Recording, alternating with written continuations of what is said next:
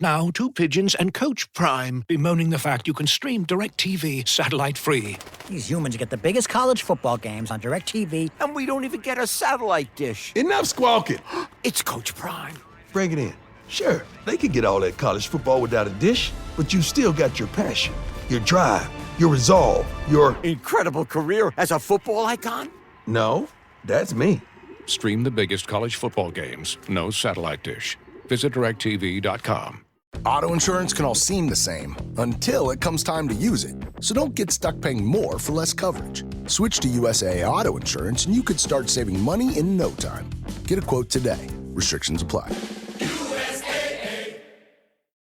Jameson would like to welcome you aboard this flight to Dublin and to invite you to join their unofficial call to bring pro football to Ireland. Stow any foam fingers in the overhead compartments, and a bar cart stocked with Jameson's finest whiskey will be making its way down the aisle after takeoff, because only Jameson would try to bring football to a whole new country.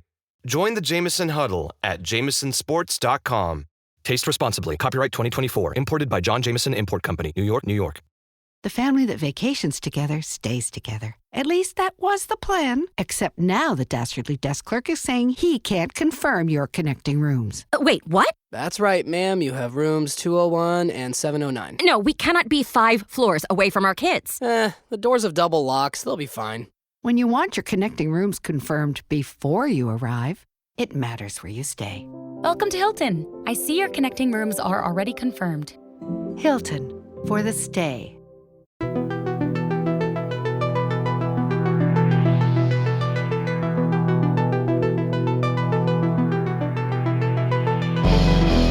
Hi, everyone, and welcome to another edition of Eye on the Enemy, powered by the Eagles Pin Pull Network. I'm your host, John Stolnis. I'm a writer for BleedingGreenNation.com, and this week we're going to be previewing the Eagles-Falcons Monday Night Football game at Lincoln Financial Field. The Eagles, of course, coming off a thrilling season-opening win over the Green Bay Packers in Brazil. Now come home for a normal football game against an Atlanta Falcons team that got off to a very rough start against the Pittsburgh Steelers in Week 1. Joining me to help break this game down in just a couple of minutes is Scott Kennedy. He's the host of the Falcons Podcast on YouTube. We'll talk to him as he helps us break down some X's and O's, and he'll tell us what exactly went wrong in Week 1 for the Atlanta Falcons as the offense struggled mightily against a Pittsburgh Steelers team that did not have a whole lot going for itself offensively. But we'll dive into all that coming up here in just a couple of minutes. But again, just want to remind you, we have all week long here on the Eagles Pin Pull Network been putting some pretty outstanding podcasts together. So you can check out this team and this game from all of the different angles. And I'd love for you to go check out our stuff over at BleedingGreenNation.com as well, because we've got some good writing over there. I'll have something up after the game on Monday, or actually on Tuesday or Wednesday of next week, probably, so you can check that out as well. But lots of good stuff here, and if you are a big fan of the Bleeding Green Nation podcast feed back in the day, that's what we're trying to recreate here on the Eagles Pin Pull Network. So tell your friends about us, tell your family about us. Like, this is a great spot to get all the X's and O's. We'll also just talk to you like a layperson sometimes too, if that's what you want. That's why I'm here, because you know me by now. I'm not the X's and O's guy. Like, I can fake it a little bit, but we're gonna talk football the way you would talk football. But we've got the nerd zone covered pretty well here on this network as well, which is an awful lot of fun. You can learn a lot listening to these different podcasts we've got for you here on the Eagles Pin Pull Network. One joining me to help break down this matchup between the Eagles and the Falcons on Monday night is Scott Kennedy. He's the host of the Falcons Podcast. You can find it over on the youtube.com/Scout Kennedy, and then his X handle is @Scout Kennedy. Scott, welcome to Eye on the Enemy. How are you?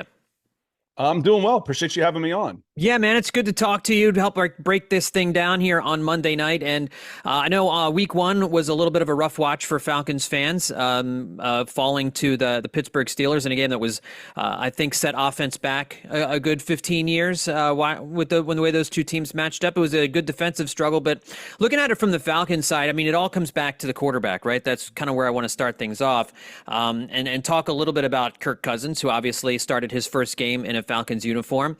Not his best effort, 155 yards through the air, 2 interceptions, threw a touchdown with a 59.0 rating. And I guess to talk about the quarterback, you have to talk about the whole offense because it's not Kirk Cousins' offense, right? It's how it all works together. But, as you look back at week one, what were the biggest struggles right there for Kirk and the offense to get going? Well, I think you hit on it. You started off by saying, it was around Kirk Cousins, and I'm already like, I don't know about that. Hold on a second. But then you kind of circled back around to the whole thing with the play calling and everything. And, as fans, as we'll always say, there's a couple universal truths. The refs are out to get us, the announcers are biased, and our play calling's predictable. Well, in this case, I don't think I've ever seen anything quite like this at the NFL level, where the Falcons ran like 48 snaps out of a shotgun formation, 26 of them out of pistol, 22 out of shotgun. And when they were in the shotgun, they didn't run the ball one time. 0 for 22. When they were in the pistol, they ran it 81% of the time. So if you put those together and do a little math, it ended up being like 94% of the time, I knew what you were going to do based on where Bijan Robinson lined up. Are you beside him or are you behind him? If you're beside him, it's a pass. If you're behind him, it's a run. My God, man. If you're that predictable on offense, I don't care what else is going on. I don't care who you've got playing. I don't care who you're playing against. You're not going to beat anybody. I can't tell you I've ever seen anything like that from a team that tries to be balanced. Now, if I'm running a wishbone, you said, yeah, they ran the ball 90% of the time when they were in the wishbone, or we were in a 5 wide and we passed it 90% of the time, I'd say, okay, I get that. Yeah. But when you're relatively split between run pass, and I tell TJ Watt if I'm going to run or if I'm going to pass, Kirk Cousins never had a chance. That offense never had a chance. Well, what's been the reaction in Atlanta this week? I mean, was he asked about the obviousness of the play calling and the predictability of it? There was, and Kirk Cousins is a professional, and he says, I've got to do better. I've got to do what's played, and we're in the pistol, even though I've never been in the pistol. I'm okay with it. I think he said, listen, I'm of the mentality now, you call it, I ball it. I'm supposed to do what you say, but I've used the phrase a lot this week of self-scouting. Yeah. You've got some Yale economics major in your analytics department should come up and say, what are you guys doing? I'm like, anybody could figure out what you were doing, let alone, a professional player who's made it to this level, who's trying to look at are you tipping your pitches or not? You weren't even tipping your pitches. You're calling them out loud. I mean, listen, I've never seen anything like it. I really haven't, where it was that truly, because again, we all think our teams are predictable. Right. Where it truly was that predictable. I've never seen anything like that. Well, it kind of throws the rest of my questions about the Atlanta offense and matchups and all that kind of stuff off on a little bit of a tizzy, because how can you accurately judge, what it is the Falcons have, because if the offensive line is at a competitive disadvantage before the ball's even snapped, if it's run or pass, how can you make a judgment really on how good they are? Well, John, I think we would try and make the assumption, because there's not, the only new on the offense for the most part is the quarterback. Right. And the play caller. Okay. The offensive coordinator and the quarterback. Those matter, but we can try and make the assumption that you're not going to be complete idiots when you go up against the Philadelphia Eagles and someone in that building says, guys, what are we doing? We need a shock collar or something. If I see the same play called out of the same formation 3 times in a row, I want to push that button and you get cattle prodded. So I think, John, we would just have to assume that there's just no possible way they would do this 2 times in a row. And then we can start looking at personnel a little bit. Well, just for kicks and giggles here, let's go ahead and let's look at a couple of matchups here and see what might be, if there's anything that you would see as in the Falcons' favor, because the Eagles, defensively they did a good job against Jordan Love and a very good, what we assumed was going to be a very good Packers passing offense last week. I mean, Jaden Daniels in the slot. I want to talk about the slot matchup because I do think that's an area where the Eagles continued to struggle. But on the outside, the Eagles cornerbacks Darius Slay, Quinyon Mitchell did an excellent job against Packers receivers. And so I guess as you're looking in the passing game here, is that the area that you think Atlanta will be looking to exploit? Can they get anything going on the outside? I think they'll try and work outside in with the running game first. Okay. This game is still going to predicate around Bijan Robinson. He's still going to be your focal point. He had the most carries. I think he touched the ball on 50% of the plays last time. It might not be 50%, but you're also hoping not to run 46 plays. You want to get up in the 70s and 80s range. And you start talking in a slot. Drake London and Kyle Pitts both work really well out of the slot. So you talk about your slot receiver, your number 3 receiver, Ray McCloud, he might not scare you that much. Well, Kyle Pitts might. Yeah. Drake London might. Mm-hmm. And so you move those guys around, and those might be matchups they try and exploit. Now, Kyle Pitts spent more time in line with his hand in the rubber pellets last week than he did most of his career to this point. And that could have been just 5 snaps.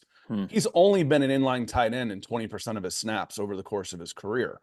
The only year he's had a quarterback that could hit the broadside of a barn was his first year as a rookie with Matt Ryan, and he had 1,000 yards. So you're still kind of waiting for this talent to reemerge, but it wasn't going to happen last week. But it's there. That's the thing. As Philadelphia Eagles, like, okay, what scares you?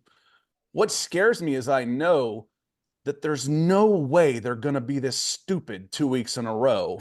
And they've got weapons. Mm-hmm. That's what you have to try and, if I'm looking at it from their point of view, how can this team beat you? If they play like they did against the Pittsburgh Steelers, they cannot. Mm-hmm. They absolutely will not and cannot. Philly's a better team than Pittsburgh. And the Phillies offense is 10 times better than Pittsburgh's. So you just have to say, this can't happen 2 weeks in a row. And there are dangerous playmakers on the Atlanta Falcons, even if the coaching staff let them down in week 1. I want to get your thoughts on the Falcons offensive line because as I look at what the Eagles defensive line did last week, they didn't generate much pressure on Jordan Love. I think that's the weakest part of this Eagles defense. Without Hassan Reddick in there, Bryce Huff was kind of a non-factor. Now, heard a lot about the field conditions in Brazil, that it was very slippery, and that may affect defensive linemen more than anybody else because you're trying to get that explosion off the line. You're trying to curl around guys. You're trying to do stunts, and if you're slipping around, as we saw in the Super Bowl against the Chiefs, it really can help mitigate your pass rush from your edge rushers specifically. But, coming into this season, I thought it was one of the Eagles' weaknesses was, can they get any pressure off the edge? Can Josh Sweat and Bryce Huff and those guys, Nolan Smith, can they get to the quarterback? And I know the Falcons offensive line didn't have a great day. And part of that might have been the play calling, like you said, but they allowed a pressure rate near 40% in that game. So I wonder if you think there's going to be any improvement there and how that matchup will work against an Eagles defensive line, specifically on the edges. I think it will absolutely improve just because it has to. Again, you're not you say things like this and then it just comes to fruition. There's just no way they're going to be as obvious. There's just no way. You can't do that 2 weeks in a row. If they do that 2 weeks in a row, I'm going to go on Monday and I'm going to start calling for somebody's head. Mm-hmm. So, and 2 weeks into the season. So that's how outrageous that is. Caleb McGarry, the right tackle, is a liability in pure pass protection. He's a really good run blocker and he's strong as an ox. But if I'm doing a 5 to 7 step drop, or I've got a guy back in a shotgun, and you are in an obvious passing down, he's a liability. So you can come off the left side of your line. You can also, the other matchup you need to watch is, I'm not sure who lines up on which side, but center left guard coming in on that side. Matthew Bergeron is a second-year guy, and he's an average NFL player right now. Jake Matthews on the left side, left tackle, is really good. And Chris Lindstrom is probably the best player you've never really heard of. Okay. Outside of Atlanta. 2 years ago, Chris Lindstrom was the highest graded player in football by PFF. Period. Any position. He is phenomenal. He just suffers from being on a bad team. So he's one of those guys that he doesn't get the respect he deserves. So your right guard is really strong. Your right tackle, and they're all really good run blockers. But if I tell you I'm going to run based on how I line up, it doesn't matter. It doesn't matter who you've got out there. If I know you're running the ball, early in the game, there comes times, you've seen it before, where I'm running, you can't stop me. Right. But that can't be the basis of your offense. Right. Well, that is the other concern I have with this Eagles defense is they gave up 163 yards on the ground last week to Green Bay, and towards that down the stretch last year when they finished the season 1-6, run defense suddenly became a huge problem for them. They were very, very good in the first half last year, and then it all fell apart. I think as players got tired. So at the moment, you have Jordan Davis in the middle, you have Jalen Carter in the middle there, you've got some other guys that you should be able, and I like the way the Eagles linebackers played last week. Zach Bond had a phenomenal game. Nakobe Dean's a great downhill player. He really struggles in pass protection. That's another area that really worries me about the Eagles defense. But coming downhill, they should be better against the run. But, just for folks who haven't seen a lot of Bijan Robinson, just talk a little bit about his game. Like, what is it that he can do that is so dangerous and so scary if you're trying to stop him? If you're old enough to remember Barry Sanders, we're talking about a guy that was taken number 8 overall in its era where you don't take running backs number 8 overall. Yeah. He's talented. And when I say Barry Sanders is the best probably any of us have ever seen at making guys miss in the open field. Mm-hmm. Bijan's got that in him. Now he's not Barry Sanders. There is no other Barry Sanders, but he's really strong. And if you get him isolated on somebody, that guy's not bringing him down. Mm. So you've got to contain him. You've got to cloud him. You've got to extend him. Your edge guys are going to be really, really important here to make him go through traffic, because if you get him in isolation, you're not tackling him. And he's pretty special like that. And then he's strong enough with that low center of gravity to push somebody and get some extra yards. So he didn't have anywhere to run against the Pittsburgh Steelers. And I think he still averaged around 4 yards a carry. So he is phenomenal in the open field. And then then everything else he does is like, okay, he's a good professional back of putting his head down and moving the pile. Let's flip the script and let's take a look at the Eagles' offense against the Falcons' defense. And Jalen Hurts had what I considered to be, as kind of a B- game for him last week. Was really good in the moments when he wasn't making boneheaded decisions. But all the physical tools were there. I still don't think he's got that burst running the football that he had back in 2022. There were a couple of times I expected him to just kind of hit the jets and get outside, and he's not able to get around the edge like he used to. Now, part of that may be defenses scheming him differently. Like the RPO game that was so important in 2022, it just doesn't work right now. And it hasn't worked since the second half of the season last year. No one is getting fooled by it any time Jalen Hurts tucks the ball. So I'm curious to see whether that becomes less and less a part of Kellen Moore's game play calling on game day. But the fact remains, Jalen Hurts should still be able to run the football. Like, he's still a young guy. Those legs should allow him to make some people miss, and I'm just not seeing that. But the arm is still good when he's making good decisions. So I don't know. It was a confusing week 1 performance. He did enough really, really good things to put a lot of points up on the board. He also did enough things that he could have cost his team the game with the turnovers that he threw and a couple that were near misses. So as you take a look at Jalen Hurts and what he does out there right now here at this stage of his career, not looking back to 22, what kind of quarterback are you guys preparing for? I think with Jalen Hurts, what has killed the Falcons isn't necessarily the designed runs from a quarterback, the read options. Mm-hmm. It's the guys that extend plays and tuck it and run it. And Jalen Hurts is still plenty athletic to pick up 15 yards when you're in man coverage and everybody's downfield, or to outrun a 300-pound defensive tackle. Still plenty athletic to do that. So, I look on the outside. The Steelers had one weapon in the passing game, just one, George Pickens. And he was getting isolated on a cornerback. And I don't know how that happens.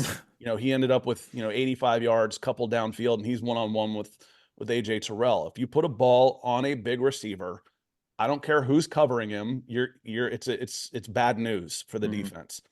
The other receivers, I think, combined for 2 catches for 9 yards, wide receivers 2 and 3. The Steelers don't have any weapons. Insert Philadelphia Eagles with Jalen Hurts throwing the ball versus Justin Fields and A.J. Brown and Devontae Smith instead of George Pickens and who the hell ever else. And the Eagles will be able to move the ball much, much, much better than the Pittsburgh Steelers did, who really couldn't move the ball at all against the Falcons through 3 quarters. It took them into the 4th quarter to cross the 30-yard line of the Atlanta Falcons. The strength of the Atlanta Falcons is up front. They go 6 deep on the defensive line, and Grady Jarrett and David Onyemata are really, really good defensive tackles. Which then it begs the question, how much running room will Saquon Barkley have? I mean, he looked great in week 1. The burst was there. The offensive line was opening some holes, and he was shooting through those things like he had a jetpack on his back. I don't know how he doesn't make guys miss quite the way that Bijan Robinson does, but he's probably got a little bit more run you over type stuff than Bijan does. How well equipped is the Falcons defense? What kind of things will they be doing to try and stop Saquon? In the passing game too. I mean, we saw him flash as a receiver too. If you come out and say we're going to run it down your throats, I feel confident in the Atlanta Falcons. I think you've got to be balanced, and it's kind of backwards to an old guy like me. But in this case, you can pass to open up the run, and it will, because if you line up, the Atlanta Falcons are equipped to line up and go toe to toe with somebody in a straight running game. However, they're vulnerable on the outsides. And that's where the Philadelphia Eagles are just so much better than what we saw against the Pittsburgh Steelers, is the weapons they have and what they have at quarterback. So I know this sounds silly to a certain extent, but Saquon Barkley doesn't concern me the way A.J. Brown, Jalen Hurts, Devontae Smith do. I think those are the guys that win the game, that change the game. And then if Saquon gets his late, to ice it, second half stuff, that's different. But I don't think you're going in here saying, okay, we want to feature Saquon running the ball up the middle. That's playing into the Falcons' hands. So last thing for you, last week, I think we were all surprised that the Packers, with the way that they utilized the blitz against the Eagles, they brought 5 guys a lot. But they didn't empty it. They didn't come out with 6 and 7 guys, which is what the Eagles had so much trouble with at the end of the season last year. It was as if they had never seen a zero blitz. I mean, I'm like, it was a brand new concept that Nick Sirianni had just found out about and had no idea what to do about it. I mean, so now you've got Jalen Hurts making his own calls at the line with Jason Kelce retired. We saw a hot route from a tight end last week. Just saw the blitz, sat down, and Jalen actually threw to his number 2 tight end, something he never, ever does. So that was some improvement. He was very good against the blitz last week against the Packers, but there were no zero blitzes. So I'm kind of curious how much blitzing you think we're going to see from the Falcons, and what type of blitzing do you expect? It's hard to tell because they've got a new defensive coordinator too, and they didn't want to or didn't have to blitz Justin Fields to keep him contained. It was don't let him hurt you with his legs, which he still did. He picked up some crucial first downs in a tight game. Chris Boswell, I think, kicked 3 50-yard field goals in that game. They won 8, they kicked 6 field goals. Like, I said, that's crazy. Cross into the Falcons' red zone, Falcons could put a cloud on them, and just Arthur Smith and Mike Tomlin said, okay, Justin, don't lose it, and we'll win this game. We figured out their offense.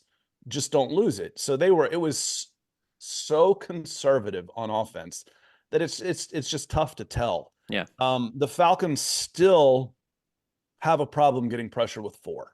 Matt Judon is a big upgrade in the pass rush.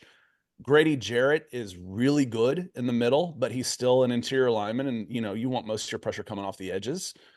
And so they still have trouble getting pressure with 4, and Jalen Hurts and the weapons on offense are good enough that he can sit back there and pick you apart if they don't have a lot of pressure. But on the backside, Justin Simmons and Jesse Bates are one of the best safety combinations in the NFL. So again, it's the perimeter for me. It's the outside. That's where I think it's the outside. Jalen Hurts extending plays and picking up first downs with his legs, I think, where the Philadelphia Eagles make their hay this week.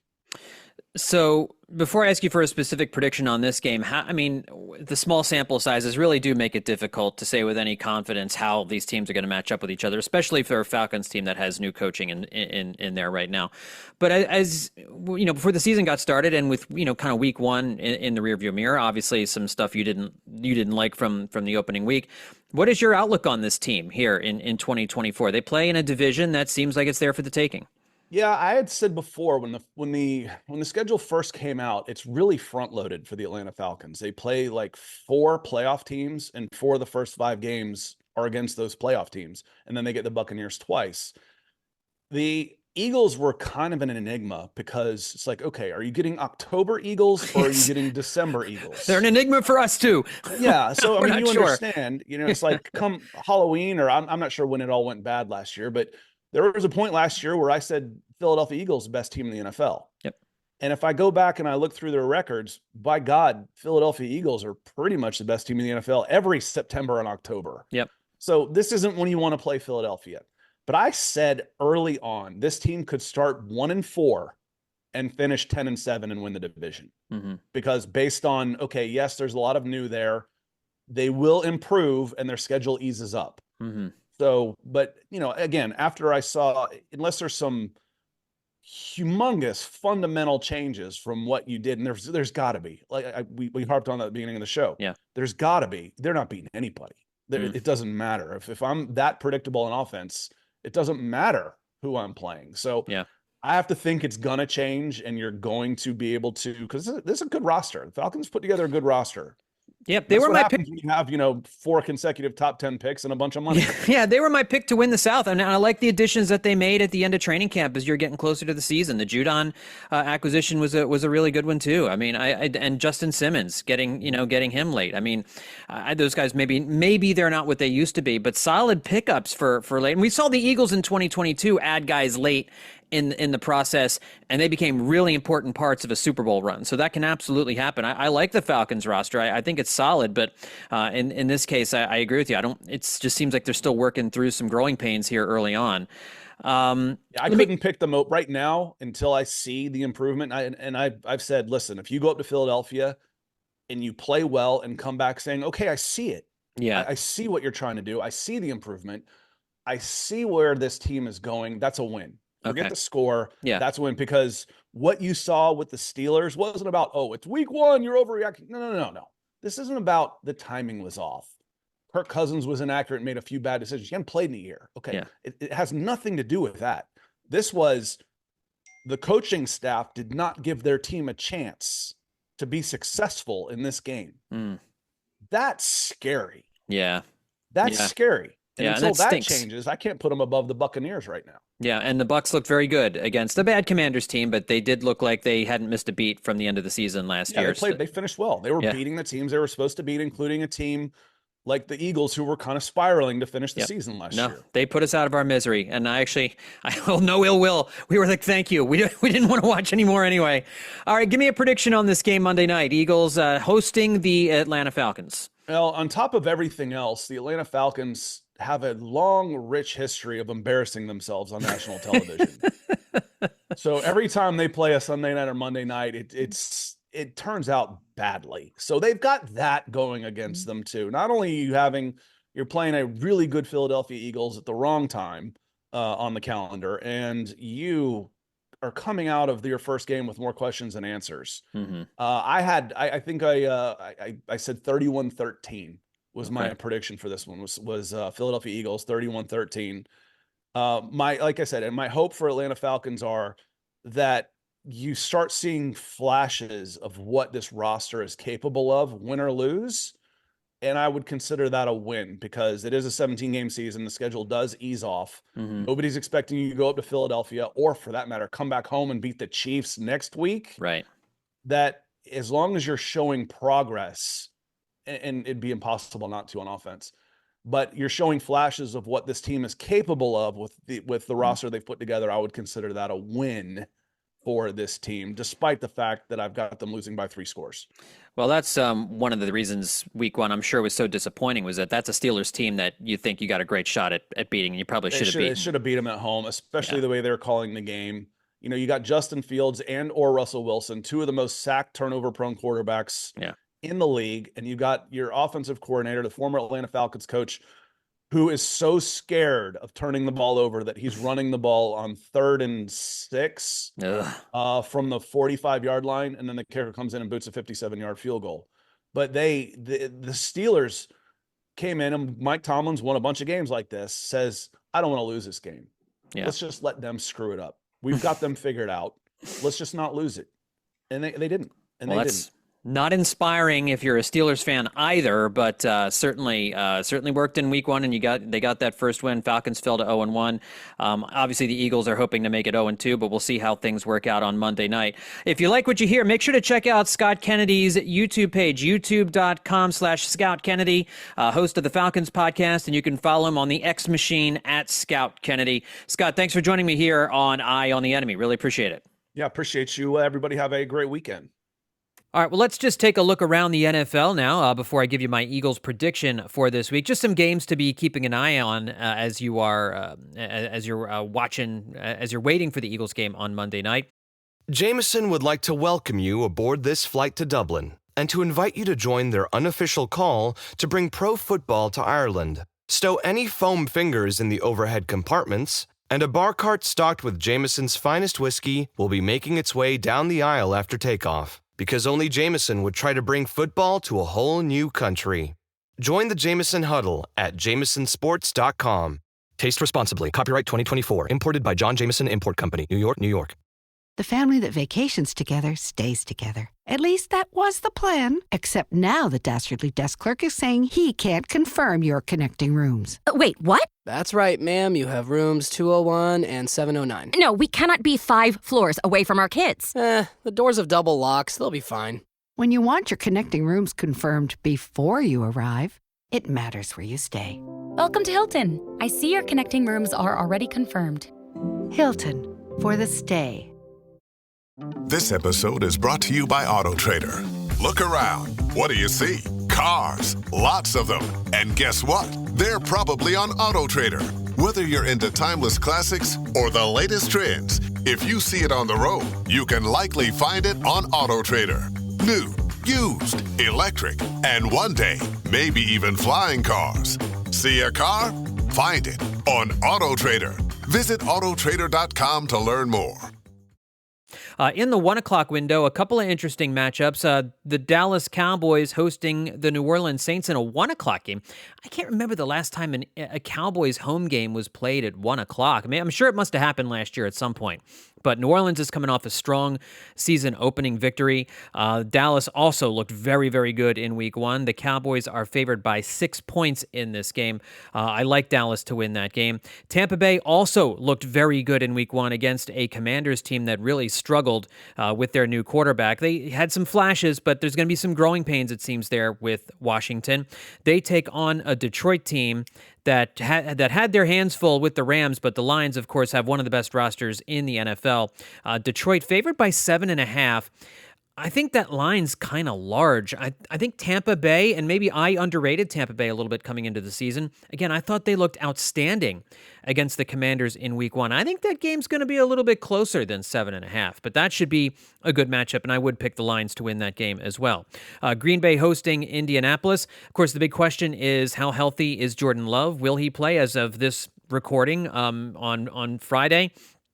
The decision had not been made. I mean, I would guess he's not going to play, but we'll see. Right now, Indianapolis is a road favorite, at 2.5. So clearly, Vegas does not think Jordan Love is going to play in this game. And then you've got a couple other matchups. New York at Washington. The dregs of the NFC East going at it at 1 o'clock. Washington favored by 1.5 on that one. But a lot of 1 o'clock games here as we're kicking off the schedule. Just 3 games in the 4 o'clock window. You've got Los Angeles against Arizona.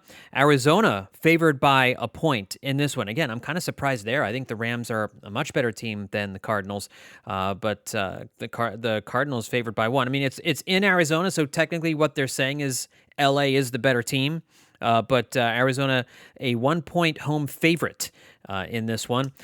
Pittsburgh at Denver, that game will be borderline unwatchable between two offenses that are going nowhere. One of the best games of the weekend, Cincinnati at Kansas City. That should be a really fun one between two really good offenses. And then on Sunday night, the Chicago Bears in Houston to take on the Texans. Chicago getting a primetime matchup with their rookie quarterback. And then, of course, you've got the Eagles and the Falcons on Monday Night Football. I must say that this Eagles team looked a million times better than the team that we saw at the end of 2023. I went into that last game, that playoff game against the Buccaneers, knowing they were going to lose. We all knew they were going to lose. That stretch of football in the last 2 months of the season was so abhorrent that I wasn't sure they were going to pull out of it and play better here at the start of 2024. They were uneven in week one in Brazil. But as I watched a lot of these other teams play week one, everybody was seemingly uneven. There were a few teams that looked like they had really hit their stride, like, of course, the Cowboys we mentioned before. They played fantastic football. The Buccaneers looked great. Some other teams looked really good. The Bills, of course, demolished the Dolphins on Thursday Night Football with a running game. And, of course, Tua gets another concussion. I mean, really worried about his future for sure. But so many teams in that opening week. It's a weird week. Week one is always a little bit of a weird week. But the Eagles... The offense, they really moved the football well. They looked like they had their act together, whereas at the end of last year, they did not have their act together. They didn't know what they were. They had no identity whatsoever. It looks as though Kellen Moore has brought some stability. The motion certainly was welcomed.